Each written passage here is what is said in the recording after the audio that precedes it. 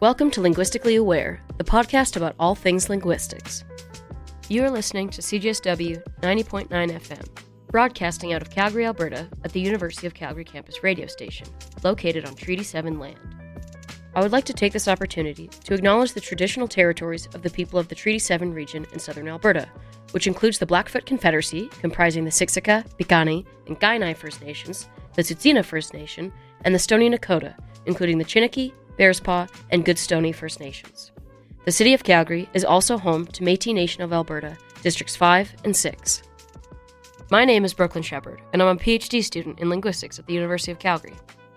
In this conversation-based podcast, I sit down with linguists, or language experts, to talk about the ways language and linguistics interacts with our daily lives. In this episode, I sit down with Dr. Angeliki Athanasopoulou, also affectionately known in the department as Dr. A. Dr. A is an associate professor in linguistics here at the University of Calgary, and in this interview, we chat about the work being done in the Developmental Psycholinguistics Lab, also called the DPL. We cover what developmental psycholinguistics even is, why it's cool, and how you can get involved with the lab. You can find more information on how to get involved with the DPL on our website, calgarylinguistics.ca.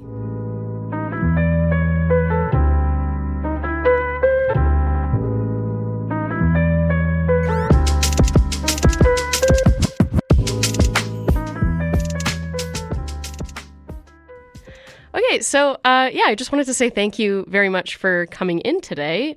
And I was wondering if you could just start out by introducing yourself for our audience, what you do at the University of Calgary, and just a little bit about your background. Yeah, thank you so much for having me. I'm an associate professor of linguistics in the School of Languages, Linguistics, Literatures and Cultures, and I work on language acquisition here in the university. So my background, it started with Greek philology back in Greece, where one of the concentrations was linguistics, and taking different courses in classics and literature, and of course linguistics, it was a revelation really for me. Like, oh my God, this makes so much sense, linguistics. So this was the path I chose from the very start of my undergraduate studies. Yeah. Did you know about it before your undergrad, or no, it was just something you found? Yeah, exactly. I had no idea about it. This is the kind of college you get into if you want to become like a Greek teacher in high school and middle school. So that was my career path up to that point when I found linguistics. And they don't teach us linguistics in high school or in school, really. So I discovered it at university. Nice. And so after your undergrad, how did you get from, you're from Greece originally. How did you get from there to here at the University of Calgary? What was your journey like through there? So at in my undergrad degree, I was very fortunate to work with really good professors who had training in North America. So I got exposed with generative linguistics and developmental studies and things like that. That was pretty rare for a lot of departments in Greece. So that I was really excited, really from the very beginning, to work on the development of phonology. That was actually one of my first undergraduate studies that I did, or work that I did in my undergrad, the acquisition of prosody. And I really continued with that after it. After I finished my undergrad, I went to Delaware to do my MA and then continue with the PhD. Mm-hmm. I worked with Dr. Vogel, who was really an amazing advisor and really big researcher in prosody. And she had also done developmental studies as well. So that was my next step. And then I worked a little bit in San Diego, where I taught some courses in language acquisition, I think, if I remember correctly, and psycholinguistics. Those were the two courses. And then I came here as a postdoc, and now I'm an associate professor. Awesome. Yes, and we're very happy to have you here. You've mentioned like a little bit about developmental studies in developmental psycholinguistics. And so you run the developmental psycholinguistics lab here at the university, right? And so I'm wondering if we could start out by just talking about what is developmental psycholinguistics. What kind of questions do you ask? What is it that you study exactly? Yeah. I'm one of the two professors in the lab. So I'm the professor who focuses on the sound system of the language. The other professor is doing the meaning. So I will only talk about the sounds today. Fair enough. But in general, the question is, how do children acquire their first language as they grow up? How do they acquire the linguistic system of their language? And that could be the sound system, that could be the lexicon, that could be the semantic system, that could be the syntactic system. So you can focus on different areas of that. Yeah, nice. And what got you interested in that in the first place? Again, back to my undergrad years. One of the courses I took was language development, and the professor asked us to do a final project, which was pretty rare again for back in the day in my college. And I got to work with kids. So I had some friends who had kids, so I got to work with them, record data, create a hypothesis and test it with real data. And I also was very excited to work with kids and how you can elicit data from kids and all of these fun questions and problems, methodological problems. And that was just the most exciting part of my degree, and I wanted to continue with that. Yeah, that's really cool. So yeah, like speaking of your lab, I guess maybe it would be really nice if you could tell us about some of like recent projects or something that you've been working on or students in the lab have been working on. What kinds of questions you've asked, what kinds of experiments you've done, and what you found out. You can pick your favorite, or tell me a whole bunch if you want. What kinds of the projects? Well, there's different kinds of projects. Depends on the interest that the students bring into the lab usually, and those can range from questions about the development of kids to what can we understand about the adult language and anything in between. So there's always the goal as a linguist studying how language develops is to understand the linguistic system and the mental representations of that linguistic system. Of course, what we can observe is the behavior of our participants, so either adults or children, and from that we want to infer, okay, what is the underlying mental system that is behind that? So that's always the goal.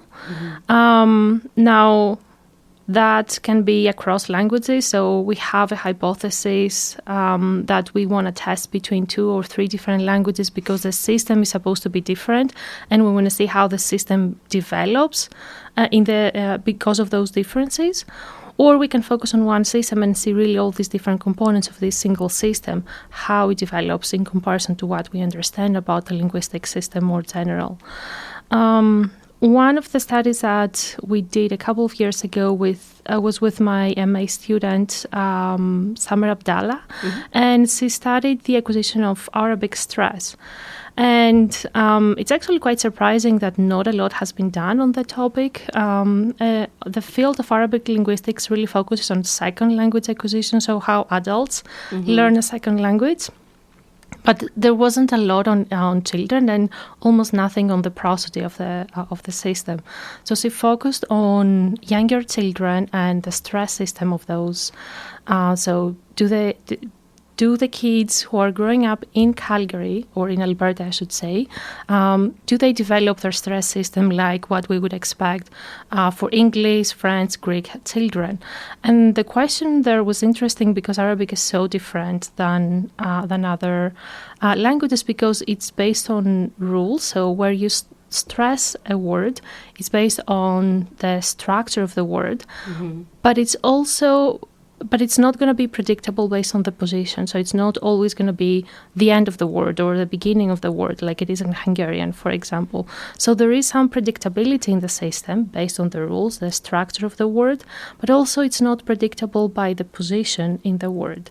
or it's not fixed in a specific position. So it was interesting to see if that makes a difference, or if that makes it harder or easier for the kids to develop. And of course, in the context of Canada, they're learning 2 languages, not just one. What happens there as well? So it was really interesting to see that really early on, like 3-year-olds, they do produce stress where we would expect them to produce in real words. But when we're testing them with novel words, so very often in our experiments, we create novel words that nobody has heard before. So you cannot bring your knowledge and your experience with those words into the experiment. You have to apply your subconscious knowledge in how you behave around those words. And from that, we understand what is that subconscious knowledge, right? So those novel words were really much harder for these kids, which of course it's understandable, but we saw that though the stress, not the whole system is developed at that age, even though the real words are produced correctly, which is the case for most languages that have stress. A lot of the components, when we look at the structural components of the words, a lot of those components develop much later, or they were not developed for our kids, so they must come later with more experience and more input to the language. And that again poses a question: is it because the system is harder or different, or is it because they don't have enough input because they are growing up in a bilingual environment? So that's going to be an interesting question for future studies to answer. Future studies by you, or you're like, no, not yet. With the next Arabic-speaking student, for sure.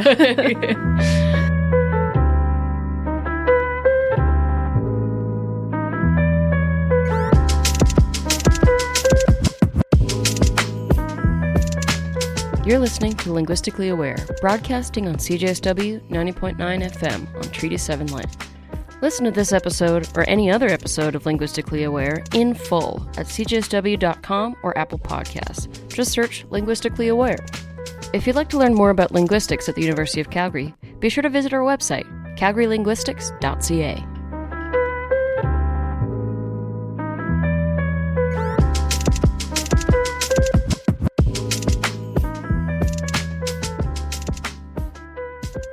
No, yeah, that's really cool. I'm wondering, like you're talking about, so you guys were looking at children as young as 3, you said.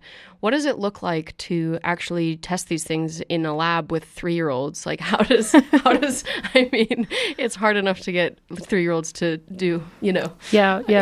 I would love to hear a little bit about that experience.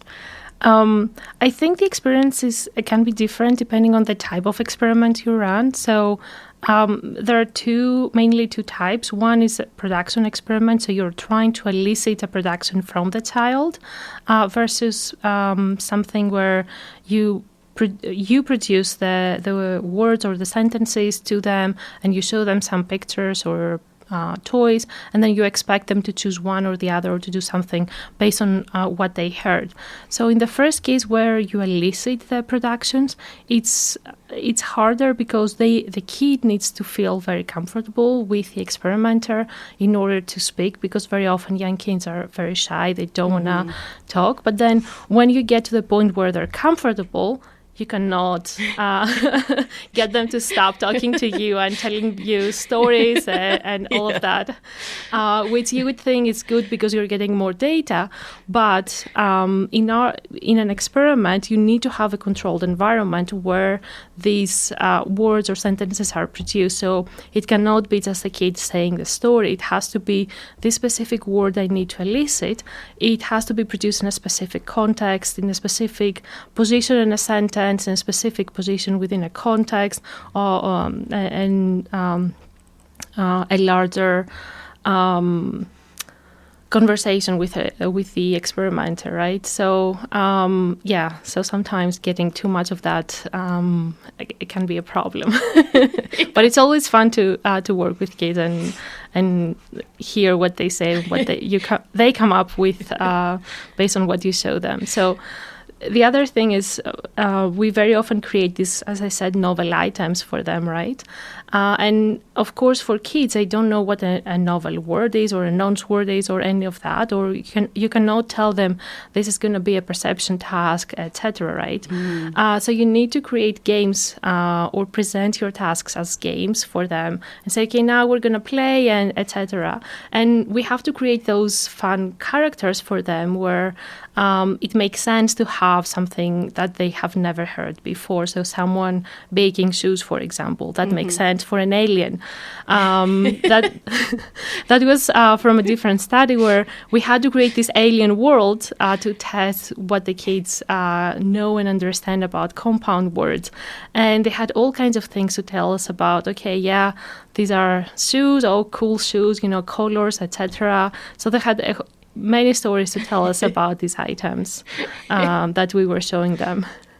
That's awesome. Yeah, it sounds like a lot of fun working with the kids. And it must be really fun to go through that data after the fact and listen to it. I mean, I have enough fun doing that with grown-ups, so I can imagine with 3-year-olds it's probably, yeah. So that's really cool that like sort of walking us through this the way that you present these tasks to kids and to understand how they're learning the languages or language that they're learning throughout their childhood. And so I'm wondering if you could talk a bit about why this kind of work is important beyond childhood. So do your findings have implications for adults learning a second language or I mean, of course, the big thing nowadays is AI language systems and stuff. So does your research on child language acquisition have implications for these sort of other related fields?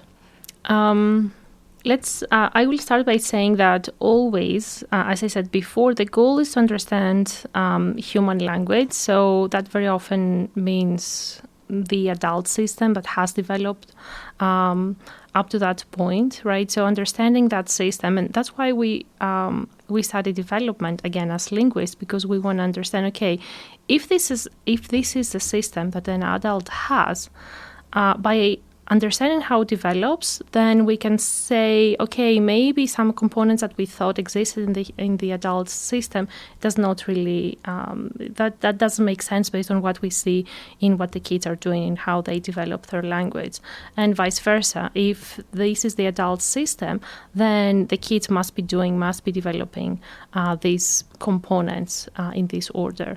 So there's again always an interplay between the adult and the child language, and that's why in all of my studies, really, it's never only testing children. You have to test adults as well, because that is that is the end point of development, at least in my view, right? So the kids are developing until they reach that adult point. Now, that can be tricky because, it's not very common to see language changing so fast, but some components of a language might change or might have a recent change. And so that development that I just said, okay, the kid is developing toward the adult system. Well, the adult system is not what it used to be when they were born versus now that they're developing later. So which system are they really developing? And nobody is exposed only to one single system. There's all these sociolinguistic effects and systems as well. So multiple dialects that are around us, accents. So all of these can have effects as well in what exactly is being developed.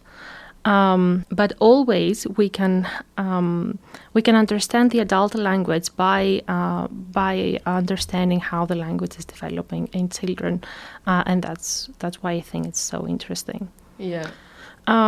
Second language acquisition is not something that really we can understand from studying children acquiring only a single language. Bilingual kids maybe, but there is a very big difference in having already a system and now you're trying to develop a second or a third or a fourth system versus having no system at all. And you're trying to develop a system based on what's around you, or multiple systems based on what's around you. It's a very different process. And depending, and of course the timing of when this is happening makes this task impossible or easy. So for kids, it's really something that happens fairly quickly, and also with no effort. Like no kid is sitting down thinking, okay, what is the ending of this verb in this tense, etc. Yeah. But this is something you have to do as an adult when you learn a second language. You have to really sit through a lot of training with a speaker or a teacher to learn the vocabulary and the grammar and all the components of the language. And still, you will not get where the kid is after a few years. So it's much harder. Yeah, that's wild. I mean, like, I know that, like, and I feel like a lot of people know that, like anyone who's tried to learn a second language, and it's like, but I'm wondering if we know why? Like, do we know, like in your field or anything, like, do researchers have ideas of sort of why it's so much easier for kids than it is for grown-ups? Is it because we have a system already? Is it because our brains have developed and now they're no longer sucking in all that information? Do you have any ideas on that? Sorry, I know that's a big question in the field, like why? I would say the answer to that, the most common answer would be the critical period existing for kids but not for adults. So basically this critical period is early in our life. We are sensitive. We're more sensitive to acquire, to learn some things than we are later in life. And this doesn't happen only with humans, but also with animals, right? So songbirds, for example, if they don't learn the system of their species, then and the critical period passes for them, they never learn the songs of their species. So the same happens with humans, although this is not an experiment we ever design or plan to do. But in cases where, unfortunate cases where there are kids who have been isolated with minimal or no exposure to language, we see that they didn't develop the system that we see in kids where they're not abused like that. Mm-hmm. They do have that input that is necessary. Mm-hmm. Yeah. That's really interesting. Do you have an idea? So, like, when you say the critical period, like, how old, or is it different for different things that they acquire? That is, or is that debated? I think it's debated. Not I think it is debated. So for some people it would be pretty early in life. So the first 5-6 years. Mm-hmm. For others it goes into the teen years. So it really depends, I guess, mm-hmm. on the person you ask. Yeah. Fair enough. That's really cool, and I think you've given us a really nice breakdown of sort of the field of developmental psycholinguistics, like in general, and how it relates to the adult system and why these things sort of, you can't have one without the other. And so I'm wondering, for your lab, if people wanted to get involved. So I know you've had students in your lab, and so I'm wondering if, like, how do students or members of the public or anyone, how would they get involved in your lab's work or hear about the work that you do? Well, we have a wonderful website where people can learn more about our work, and they can get in touch with us, and they can join our lab meetings, for example, or participate in research, volunteer in research as well. They're always welcome. Yeah. And your website? Do you know? Okay. I'll figure it out, and then I'll put it in. So lastly, I just wanted to ask you sort of where you see the field going in the next few years. What kinds of questions are coming up for you, or what kinds of questions are coming up in general in your lab and in your work?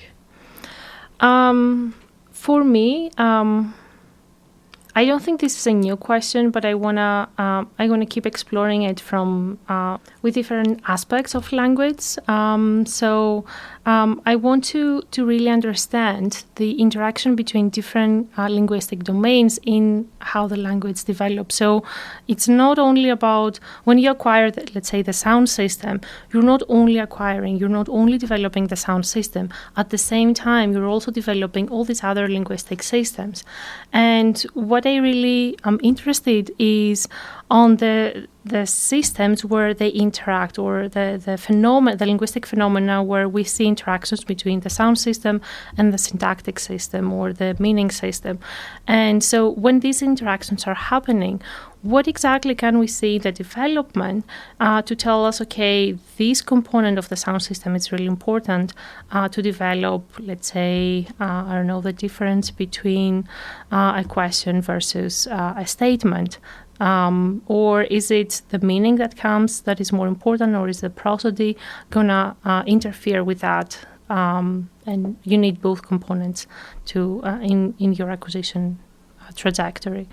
So these are the kinds of questions I've always been interested in and studied. But I think now I'm getting into larger domains, so not just words or phrases. I want to do larger domains. That's going to be the next few years for me.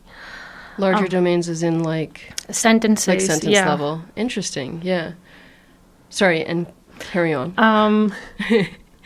But I think in the field, a big question is also multimodal language. So it's not only the sound or the words that we produce, but also gestures that come with it. That's a pretty big topic in the field as well. And we see that there is a big connection between them, and those are used also in acquisition. Also, visual cues, it's not, again, just the sound, it's also visual cues from your face. And, there's a lot of components that go into it. And we do understand better, or we have more understanding of how neurodivergent people develop. And of course, you need the typical development to understand when something is not typical and whether something needs to be you need to intervene, or this is just how acquisition works in these groups, and that is okay. That's how it's supposed to be. So I think now we are starting to understand better and better, and there are more studies done in those areas as well. That's really cool. Yeah, that's awesome. I'm happy to hear that, and I've always been interested in learning more about neurodivergent language development as well, and. Yeah, it's not something that I've actually ever studied, but it's good to know that people are starting to focus on it, because I think that's important. Those were all my questions for you. And I just want to thank you again for coming in here and telling us about the Developmental Psycholinguistics Lab, also called the DPL, which is nice. I should really just start calling it that, the DPL. And yeah, thank you very much for coming in and telling us about your work and about the lab. I think it's really cool what you're doing, and I think our listeners will think so as well. So thank you. Thank you so much.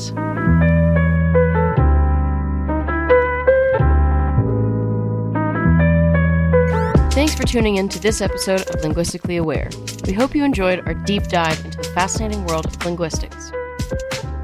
If you'd like to learn more about linguistics, please visit our website, calgarylinguistics.ca. Until next time, keep exploring the beauty of language.